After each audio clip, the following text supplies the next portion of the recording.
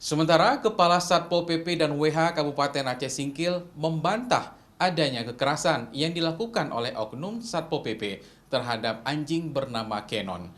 Menurut Ahmad Yani, evakuasi anjing itu sudah disetujui oleh pengelola resort yang ada di Pulau Banyak, Aceh Singkil.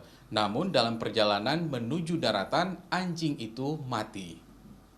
Menurut keterangan dari Kepala Satpol PP Ahmad Yani menyebutkan ada 4 orang anggotanya yang melakukan evakuasi terhadap anjing yang berada di Pulau Panjang, Kecamatan Pulau Banyak, Aceh Singkil.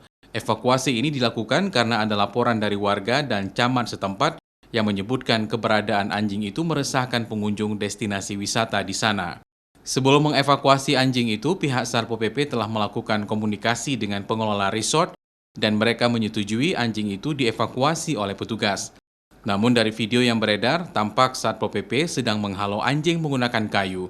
Namun Kasatpol PP membantah petugasnya melakukan tindak kekerasan terhadap anjing itu. Nah sebenarnya kalau menurut keterangan Supri sebagai kepala mungkin yang ada di situ, sudah ada komunikasi mereka sebenarnya, bahwasanya sudah ada izin si pengelola ini dan untuk dievakuasi ke Singkil. Nah, bahwasanya besok hari Rabu diambilnya barangnya di Satpol PP.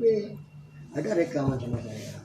Nahas, anjing itu mati dalam perjalanan dari Pulau Banyak menuju daratan atau ke kantor Satpol PP.